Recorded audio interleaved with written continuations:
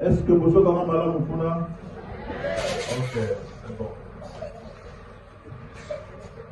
Ce qui va vous permettre, il y a juste servi pour les États-Unis, notamment Pasteur Cadet. Et vous avez malade, vous avez l'accès à preuve que n'a pas qui a. Ok, donc carrément, c'est nous juste rapidement. Alléluia.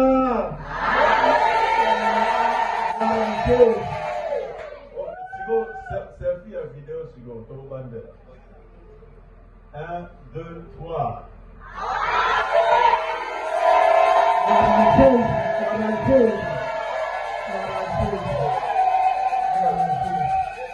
Il est vivant, il est ressuscité, il est vivant. Qui gère. Alléluia.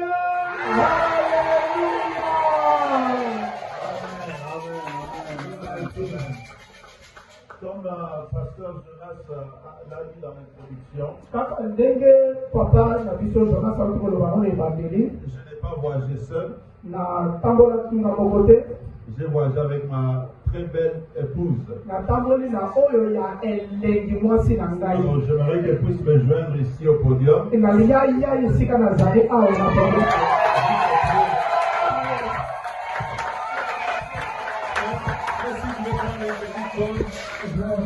C'est moi avec maman pasteur dans l'église Sarment.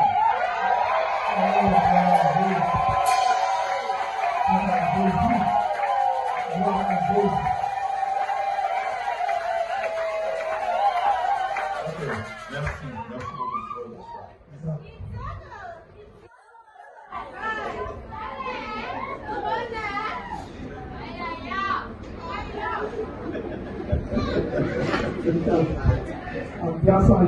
Ok. Premièrement, je voudrais dire merci à Pasteur Cadet Katouloussi. Le pasteur titulaire de l'église Sarment. Pour m'avoir demandé si je pouvais intervenir pendant ma visite ici au Congo. Alors, j'ai dit oui, bien sûr. Et nous avons fait un très long voyage. Mais le Seigneur était avec nous. Demain, nous repartons déjà. J'aurais bien voulu être là avec vous. Mais je crois que nous reviendrons la prochaine fois.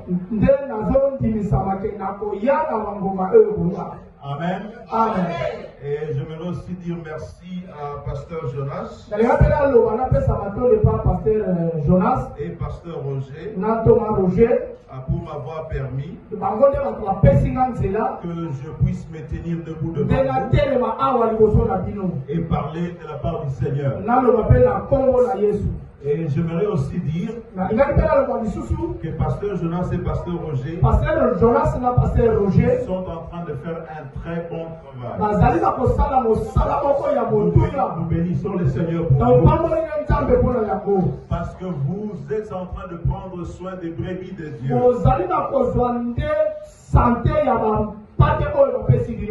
Être pasteur, ce n'est pas chose facile. Dans les cas de maladie, vous devez être là. La naissance de l'enfant, vous devez être là. Quand il y a décès dans la famille, vous devez être là. Au milieu de la nuit, à 2h du matin, si une famille est tourmentée par des esprits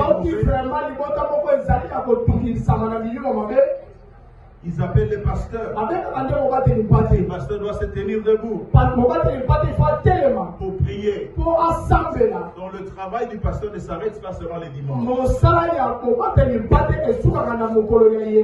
Le pasteur travaille 7 jours sur 7.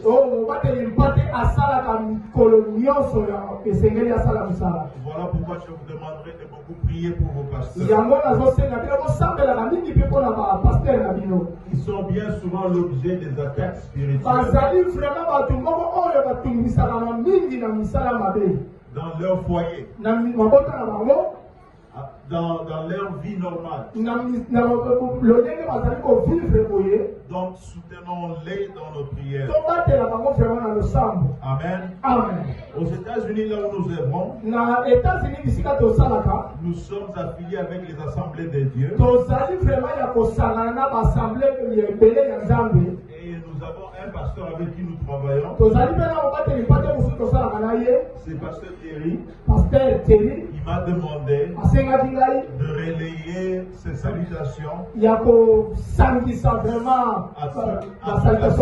à toute l'assemblée. Alors recevez le salut.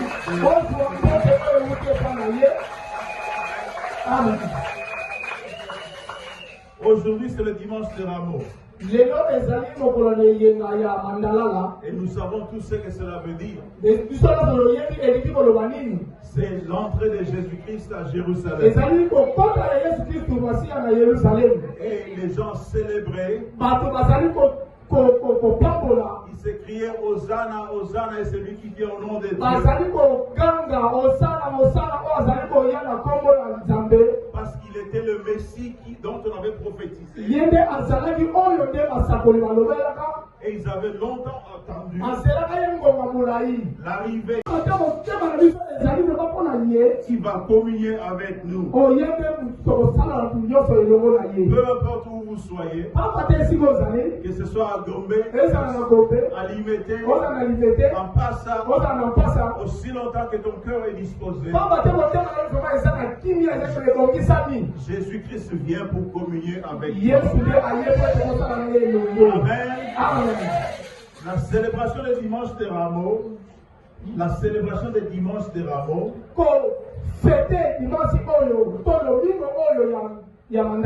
symbolise la venue de Jésus-Christ dans nos cœurs.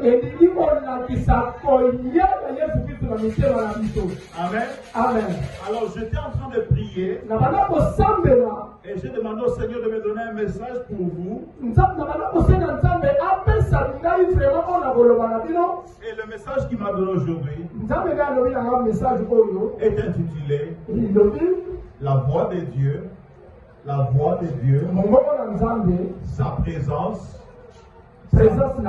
et notre réponse.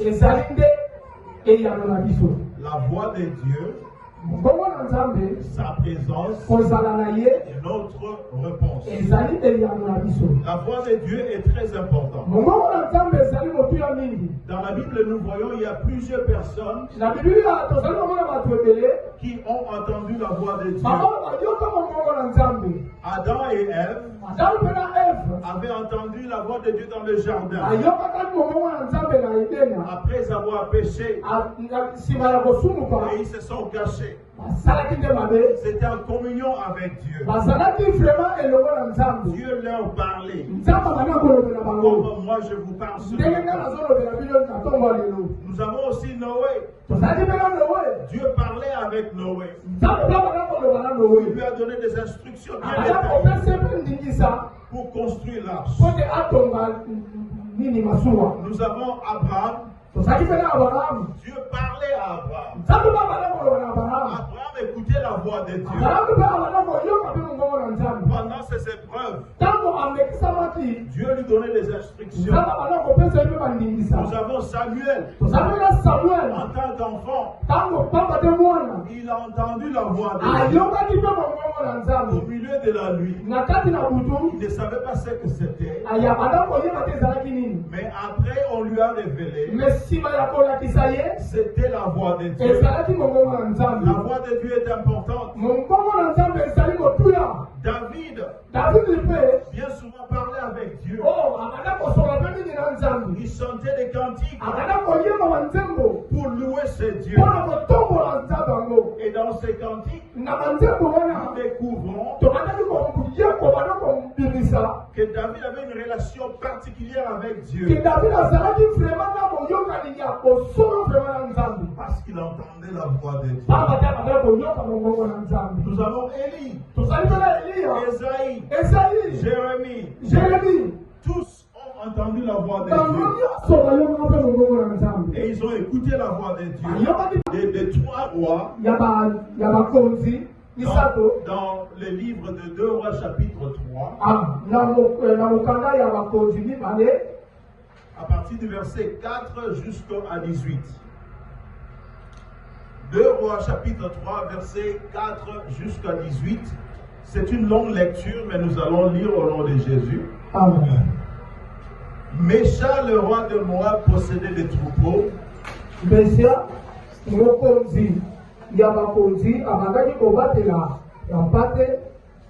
Il payait au roi d'Israël un tribut de 100 000 agneaux et de 100 000 béliers avec leur laine.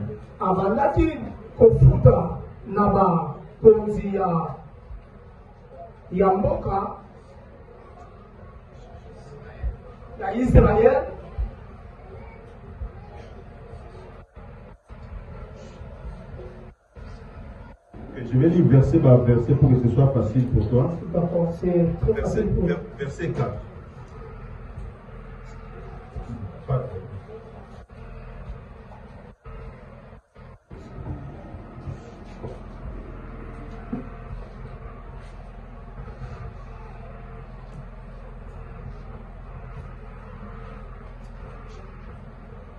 Je peux lire en français, on va résumer. Il chantait des cantiques pour louer ses dieux. Et dans ces cantiques, nous découvrons que David avait une relation particulière avec Dieu. Parce qu'il entendait la voix de Dieu. Nous avons Élie, Ésaïe, Jérémie. Tous ont entendu la voix de Dieu. Et ils ont écouté la voix de Dieu. La voix de Dieu a changé leur vie. L'apôtre Paul, à l'époque il était nommé Saül, sur la voie de Damas, il allait persécuter les chrétiens.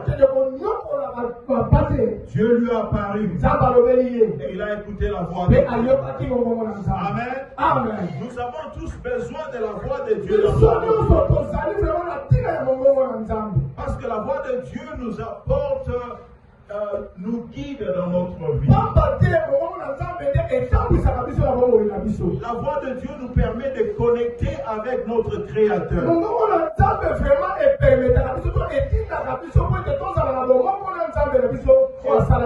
Et bien souvent, la voix de Dieu est engloutie par les bruits de notre vie.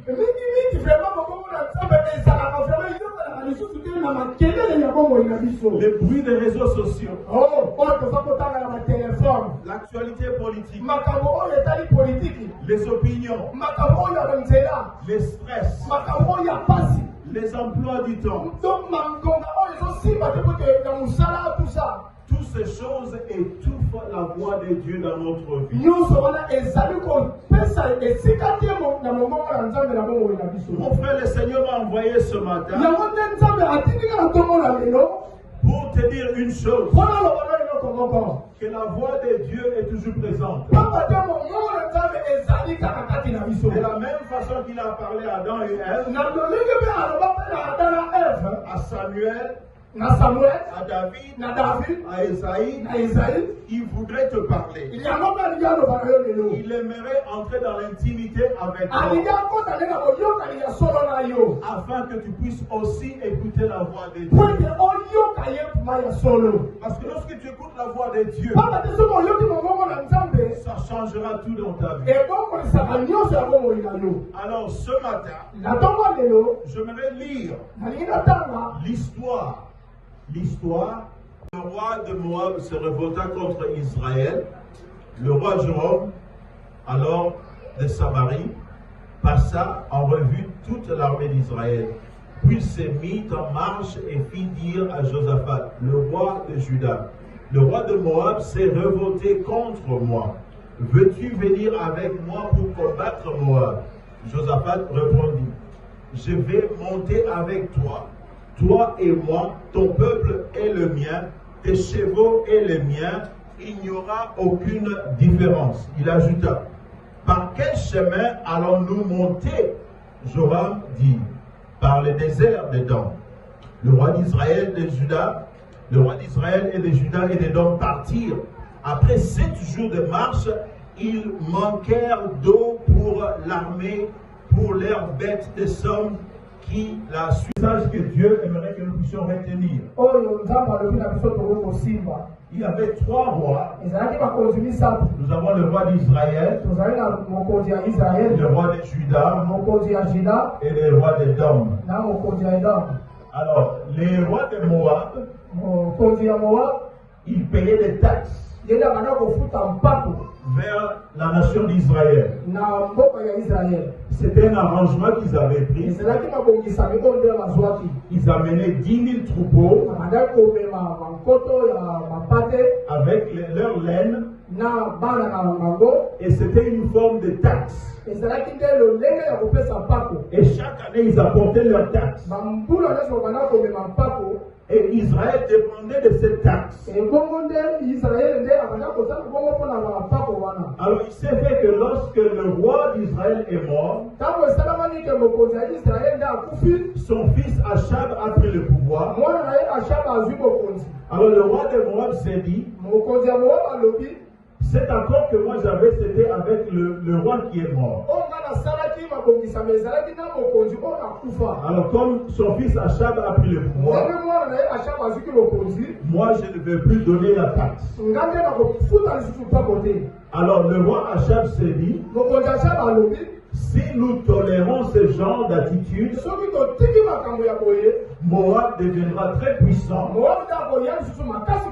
et nous serons tous en danger. Voici alors il s'est allié avec le roi de Juda, avec le roi d'Édom, avec toutes leurs armées, et ils se sont mis en route pour faire la guerre contre les Moabites. Alors ils se sont posé la question, comment pouvons-nous y aller? Et ils ont pris la décision de passer par le désert. Alors 7 jours de marche dans le désert, et vous avez fait très chaud dans le désert. Beaucoup plus chaud qu'ici en Passa. Alors, ils étaient à bout de leur soif. Il n'y avait pas d'eau pour leurs chevaux. Il n'y avait pas d'eau pour les militaires. Des hommes vaillants commençaient à tomber parce qu'ils avaient très soif. Ils étaient déshydratés. Alors il y avait déjà une rébellion qui commençait à se former contre leurs dirigeants. Alors ces 3 rois se sont concertés. Ils se sont dit, mais est-ce que Dieu nous a amenés ici pour nous tuer? Alors ce qui est intéressant, c'est que lorsqu'ils se sont mis en route, ils n'ont jamais consulté Dieu. Ils n'ont jamais cherché la face de Dieu. Ils n'ont jamais cherché la voix de Dieu. La voix de Dieu communique la sagesse. La voix de Dieu communique des instructions qui vont nous mener vers la bénédiction. Alors lorsque nous faisons des choses à notre propre manière, bien souvent, nous nous rencontrons à des difficultés. Pas parce que Dieu ne nous aime pas, mais c'est parce que nous refusons de consulter Dieu. Alors en fin de compte, Josaphat a dit, pourquoi allons-nous mourir ici? Y a-t-il pas un prophète, un homme de Dieu qui peut consulter Dieu en notre faveur? C'est alors à ce moment-là que les 3 rois Ils se sont rendus vers le prophète. Le prophète représentait Dieu. Le prophète parlait de la part de Dieu. Donc, en d'autres termes, ils se sont rendus compte qu'ils avaient besoin de Dieu. Qu'ils avaient besoin de la sagesse de Dieu. Qu'ils avaient besoin de la parole de Dieu. Ils avaient besoin de la sagesse divine. Ils avaient besoin d'entendre la voix de Dieu. Mon frère, il est très important que nous puissions écouter la voix de Dieu dans tout ce que nous faisons. Il ne faut pas blâmer Dieu. Comme ces trois rois, quand ça ne marche pas, on dit est-ce que Dieu veut nous tuer? Non, Dieu n'avait rien à voir. Il n'avait jamais consulté Dieu. Mais voici ce qui arrive lorsqu'il consulte Dieu. Élisée appelle le chant. Alors pendant que le chantre chantait, Élisée reçoit la voix de Dieu. Il a dit, dis-leur qu'ils ne vont pas mourir, qu'ils aillent dans la vallée, qu'ils creusent des fosses. Qu'ils creusent des fosses tout autour de la vallée. Et ils vont remarquer une chose. Il n'y aura pas de vent, il n'y aura pas de pluie, mais ces fosses seront remplies d'eau.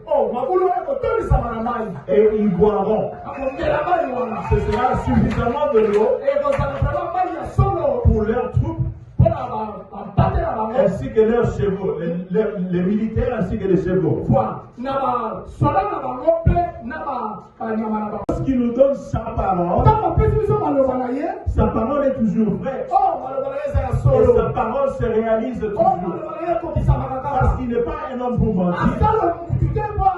Ce que lui a dit, il va l'accomplir.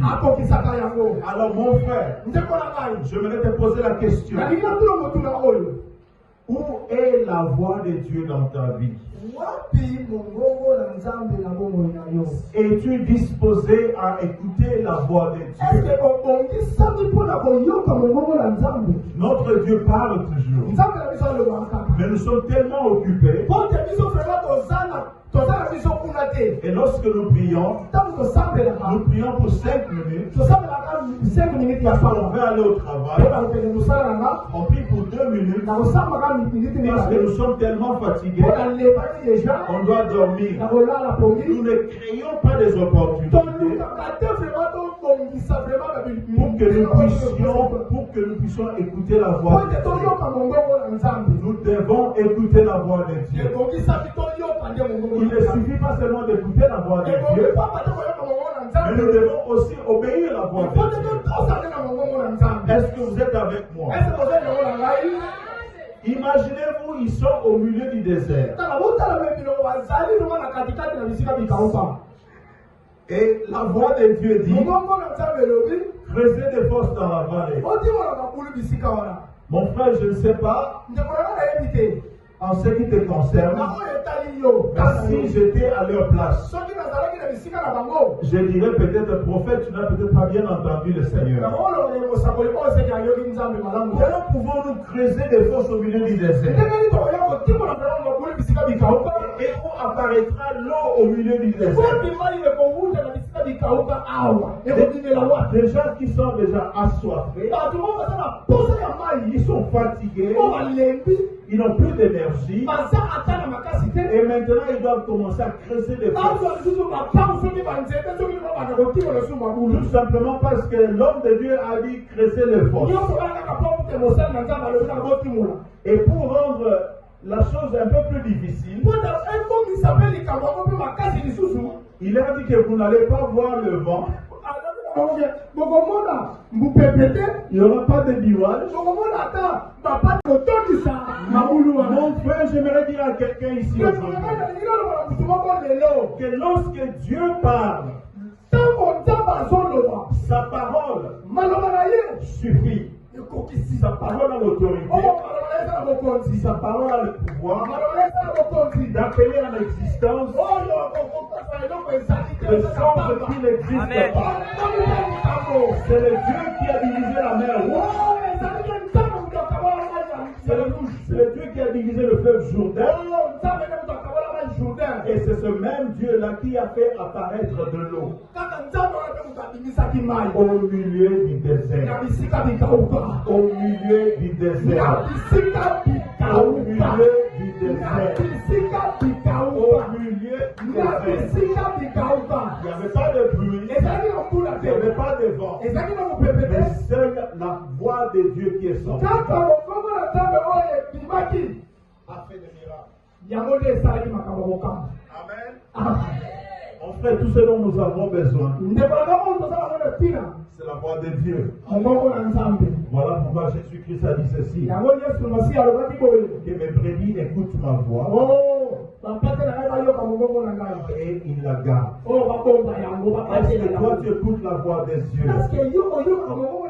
Et si tu écoutes la voix des dieux, es-tu prêt à garder la voix des dieux? Es-tu prêt à garder la promesse des dieux? Dieu te parle aujourd'hui. Dieu te parle aujourd'hui. Écoutes-tu la voix de Dieu? Écoutes-tu la voix de Dieu? Ton Dieu est en train de te parler aujourd'hui. Est-ce que tu écoutes la voix de Dieu? Il y a beaucoup parmi nous qui ont tourné le dos au Seigneur.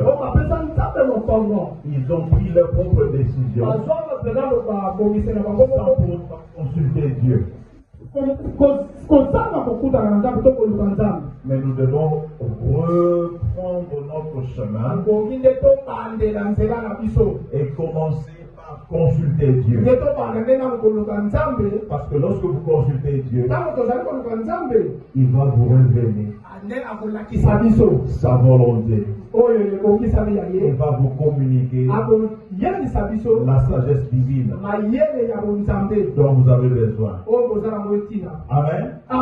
Donc en premier lieu, nous avons besoin de la voix de Dieu. En deuxième lieu, j'aimerais vous parler de la présence de Dieu. Et pour la présence de Dieu, nous allons voir l'histoire de la femme sunamite. Nous trouvons cette histoire dans 2 Rois chapitre 4. Ce que nous savons de cette femme est qu'elle était une femme mariée. Elle était riche. Est-ce que tu m'entends? Est-ce que tu es avec moi? Alors, Dieu a accompli sa parole. Il a donné à la femme sunamite un garçon. Et il y avait un jour, cet enfant était au champ avec son papa. Alors, il avait un peu de malaise. Alors, le papa fait ce que le papa aime bien souvent faire. L'enfant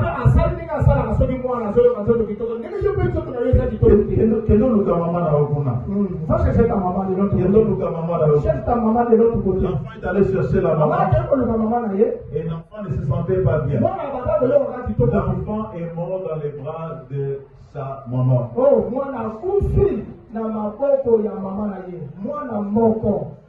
Alors, qu'allez-vous faire lorsque la chose que Dieu avait promis ne marche pas? Nous savons une chose. Lorsque nous recevons la promesse de Dieu et nous voyons la manifestation de cette promesse est supposée durer pour toujours. Mais des fois dans le plan de Dieu, il y a certaines bénédictions, il y a certaines grâces qui nous sont accordées limité. Alors cet enfant est mort. La femme dit à son mari, je dois aller voir l'homme de Dieu. Et le mari lui dit non, ne va pas déranger l'homme de Dieu. Le moment n'est pas opportun. Reste ici, l'enfant est mort. Vous savez, des fois quand Dieu met quelque chose dans votre cœur, il y aura toujours des gens qui vont te décourager. Il y aura des gens qui te diront ne prie pas beaucoup. Tu perds trop ton temps dans cette église-là. Dieu ne fait plus de grands miracles comme avant. Cette dame a dit à son mari, non. Moi j'irai. Parce qu'elle connaissait une chose. Elle avait découvert un secret. Que l'homme de Dieu avait la présence de Dieu sur lui. Et elle cherchait la présence de Dieu. Elle a dit, peu importe la distance, je vais marcher des kilomètres. J'ai besoin de la présence de Dieu. Parce que je me rappelle, lorsque la présence de Dieu était dans ma maison, j'ai eu un enfant. Et cette même présence de Dieu qui m'a donné cet enfant peut faire quelque chose pour cet enfant qui dort, pour cet enfant qui est mort. Alors elle a couru, elle est allée chercher l'homme de Dieu. Il dit l'homme de Dieu. J'étais heureux. J'étais avec mon époux. C'est la chambre.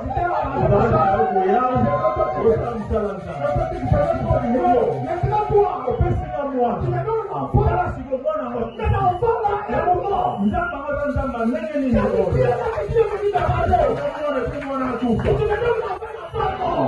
L'homme de Dieu a dit que ça va. C'est bon. J'arrive. Et l'homme de Dieu est venu. Il a demandé où se trouve l'enfant. On lui a montré là où se trouvait l'enfant. Il est entré dans la chambre. Et la Bible dit que l'homme de Dieu s'est allongé sur l'enfant.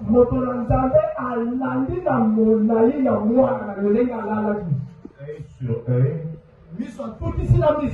Nez sur nez. Le corps sur corps. Et directement l'enfant commence à pousser. Et vous savez quoi, mes amis? La présence de Dieu donne la vie là où il y a la mort. La présence de Dieu réanime tout ce qui est mort. La présence de Dieu donne l'espoir à ceux qui sont désespérés. La présence de Dieu amène la guérison. Cette femme connaissait le secret. Le secret, c'était la présence de Dieu. Dans son désespoir, lorsque l'enfant mourait sur le lit, et elle a cherché la présence de Dieu. Parce qu'elle savait une chose. Que là où il y a la présence de Dieu, il y a l'espoir. Il y a la victoire. Nous sommes plus que vainqueurs. En Jésus-Christ, celui qui est en nous est plus fort que celui qui est dans le monde. Celui qui est en nous apporte la présence de Dieu. Aussi longtemps que tu as la présence de Dieu, tu as tout ce dont tu as besoin. Mais la question que je te pose est celle-ci. Où est la présence de Dieu dans ta vie? Où est la présence de Dieu dans ta vie? La présence de Dieu ne se limite pas dans l'église. J'ai dit bien, la présence de Dieu ne se limite pas seulement dans l'église. La présence de Dieu t'accompagne partout là où tu vas. Et vous savez quoi? Beaucoup parmi nous ne se rendent même pas compte de la magnitude de ce que nous avons en nous. Parce que Paul dit dans les Éphésiens que nous pouvons faire toutes choses par Jésus-Christ, par cet Esprit de Dieu. Le secret, c'était la présence de Dieu. Dans son désespoir, lorsque l'enfant mourait sur le lit, et elle a cherché la présence de Dieu. Parce qu'elle savait une chose. Que là où il y a la présence de Dieu, il y a l'espoir. Il y a la victoire. Nous sommes plus que vainqueurs. En Jésus-Christ. Celui qui est en nous est plus fort que celui qui est dans le monde. Celui qui est en nous nous apporte la présence de Dieu. Aussi longtemps que tu as la présence de Dieu, tu as tout ce dont tu as besoin. Mais la question que je te pose est celle-ci. Où est la présence de Dieu dans ta vie? Où est la présence de Dieu dans ta vie? La présence de Dieu ne se limite pas dans l'église. J'ai dit bien, la présence de Dieu ne se limite pas seulement dans l'église. La présence de Dieu t'accompagne partout là où tu vas. Et vous savez quoi? Beaucoup parmi nous ne se rendent même pas compte de la magnitude de ce que nous avons en nous. Parce que Paul dit dans les Éphésiens que nous pouvons faire toutes choses par Jésus-Christ, par cet Esprit de Dieu qui vit en nous, qui nous donne la force, le pouvoir de faire au-delà de ce que vous pouvez imaginer, penser, selon la puissance qui est en œuvre dans nous, les chrétiens. Nous avons la présence de Dieu en nous. Et cette présence de Dieu peut se manifester dans tous les domaines de notre vie. Mais peu sont ceux-là qui ont compris le secret que la femme tsunami avait compris. Je suis arrivé à la fin de mon message. Je voudrais prier pour vous. Je vous apporte deux choses. Premièrement, c'est la voix de Dieu. Je vous ai donné de trois rois. Le roi d'Israël, le roi de Judée et le roi d'Édom. Quand ils ont fait face à leurs problèmes, ils n'ont pas consulté Dieu. Ils ont pris leur propre décision. Et ils ont échoué. Parce qu'ils n'avaient pas écouté la voix de Dieu. Mais il n'est jamais trop tard. Ils sont allés trouver l'homme de Dieu. Il leur a donné la voix de Dieu. Il suffit pas seulement d'écouter la voix de Dieu, mais nous devons aussi obéir. Est-ce que tu obéis les paroles que pasteur Jonas et pasteur Roger vous enseignent chaque semaine? Parce que lorsque vous êtes obéissant, Dieu est fidèle. Et il accomplira sa parole. Dieu cherche des fidèles. Il y a des fidèles dans cette assemblée. Il y a des fidèles dans cette assemblée aujourd'hui.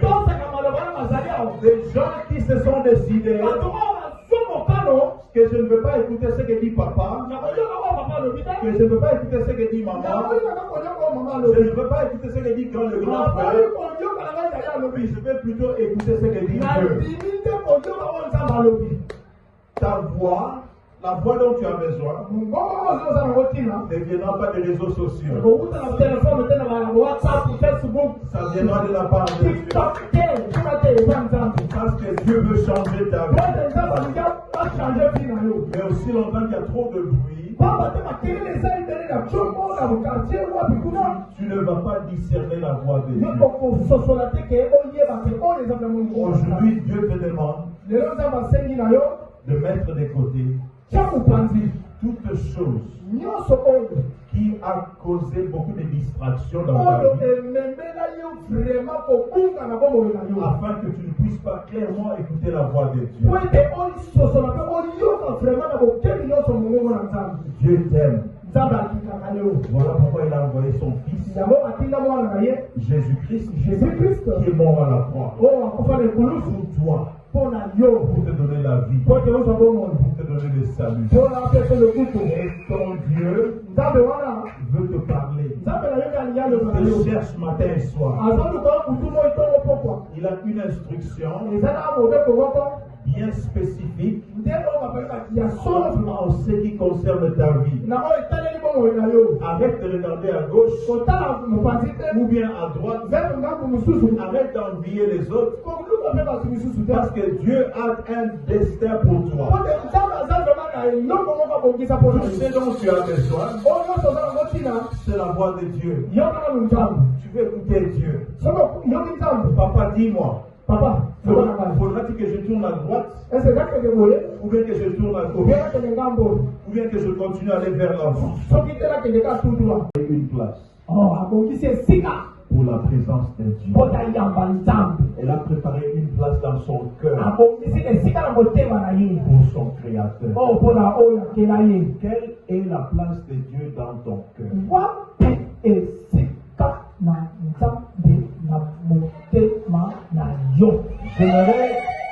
J'aimerais que chacun de nous puissions commencer à nous examiner. Si le frère au piano peut revenir, le piano, il va jouer pendant que nous allons prier. Et ma question est très simple. Quelle est la place de Dieu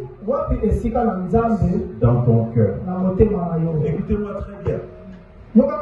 Je ne demande pas si tu viens à l'église. Je ne demande pas si tu fais partie de l'intercession. Je ne demande pas si tu es un chantre. Je ne demande pas si tu es un évangéliste. Ma question est simple. Quelle est la place que toi tu as réservée pour Dieu dans ta vie? Est-ce que Dieu est priorité dans ta vie? La parole est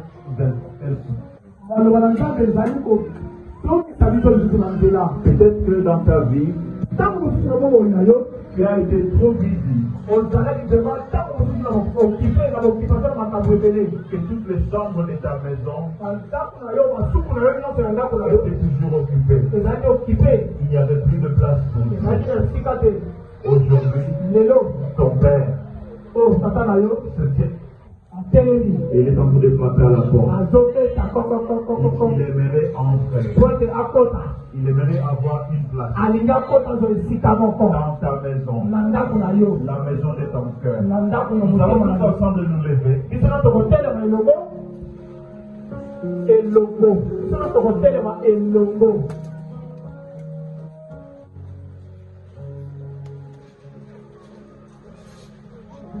Amen. Nous allons tous ensemble incliner nos têtes, les yeux fermés. J'aimerais poser une question. Tu es ici aujourd'hui. Tu dis pasteur, papa, ma maison est trop pleine. Je n'ai pas de place. Aujourd'hui, je voudrais prendre une décision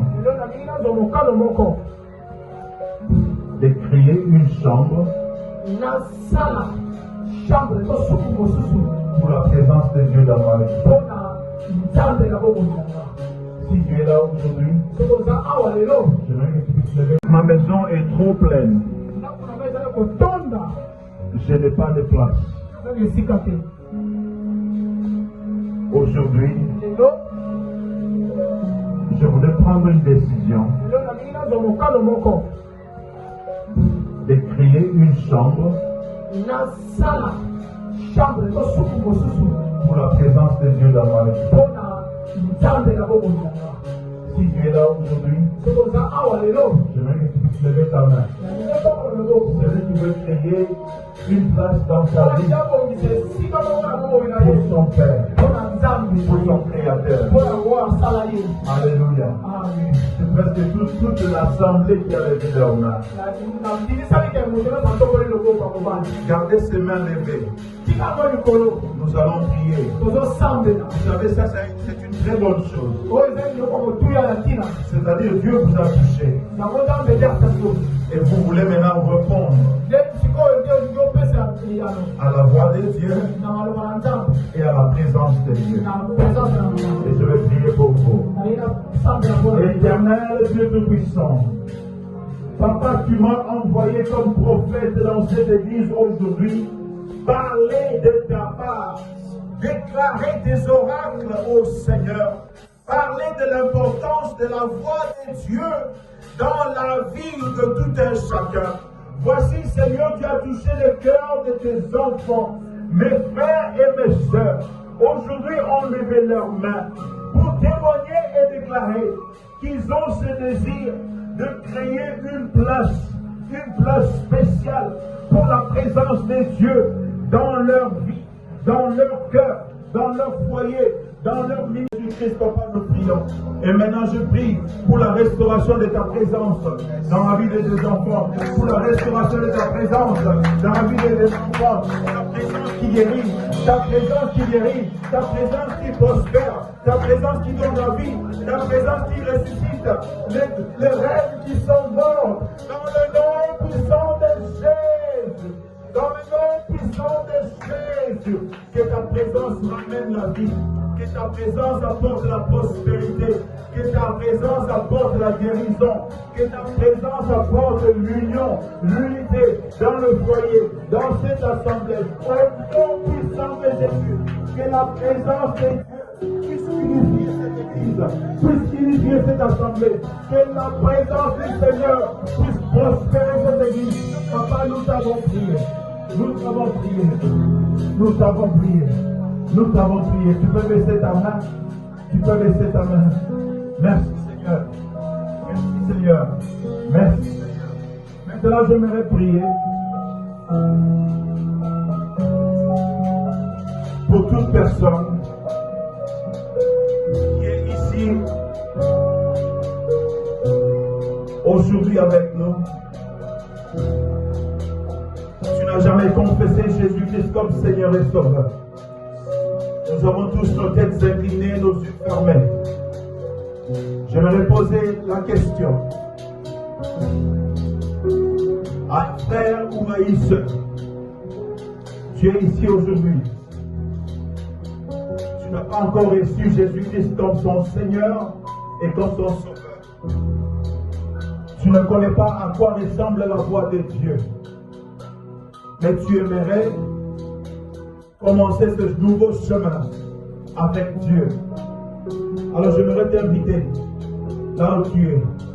Si tu aimerais recevoir Jésus-Christ dans ton cœur aujourd'hui, lève ta main là où tu es.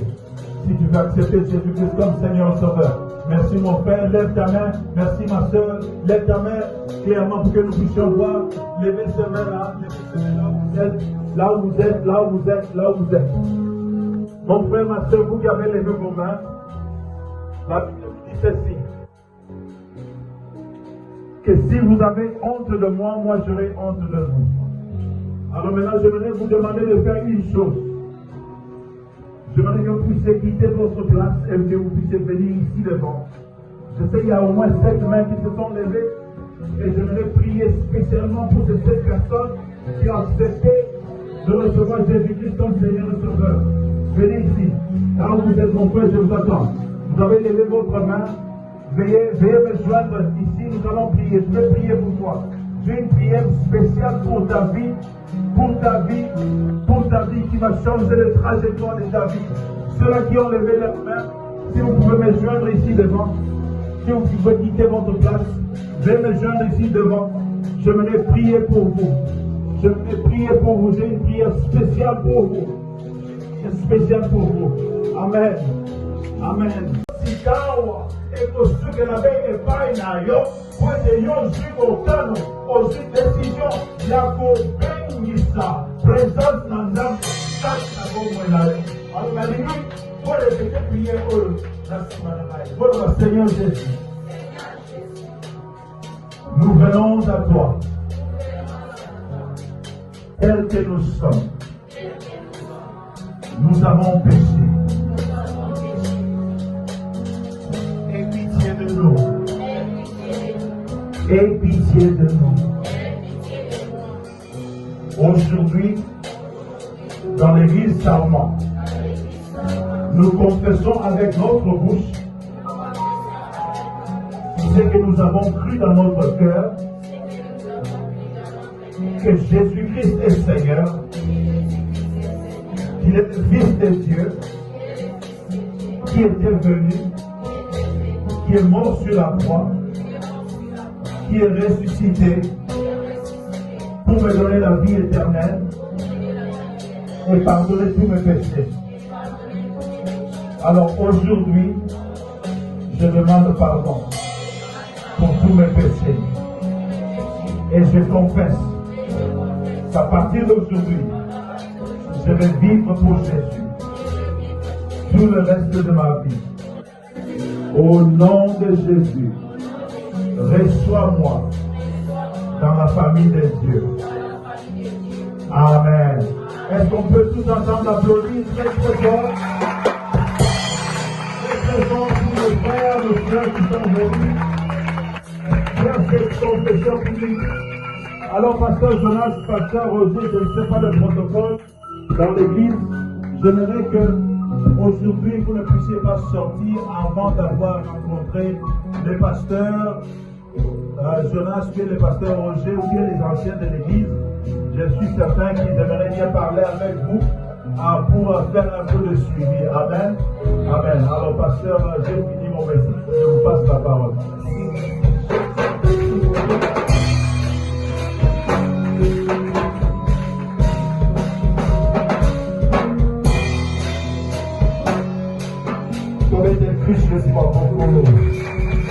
Je vais me joindre ici devant. Je vais prier pour vous. Je vais prier pour vous. J'ai une prière spéciale pour vous. Spéciale pour vous. Amen. Amen. Amen. Y a-t-il quelqu'un d'autre? Y a-t-il quelqu'un d'autre dans l'assemblée qui aimerait confesser Jésus-Christ comme Seigneur et Sauveur? Qui aimerait recevoir Jésus-Christ? Qui aimerait recevoir ce don gratuit de Dieu, de la vie éternelle qui nous est possible seulement si nous disons oui à Jésus-Christ? Frère, venez monter ici, il y a de la place sur l'estrade. Venez monter sur l'estrade. Venez monter sur l'estrade. Le pasteur Jonas, oh Valdeco, Adini Mapesta, qui est à Jésus-Christ, qui accepte aujourd'hui de créer une place dans leur vie pour le Seigneur, le Créateur. C'est lui qui a le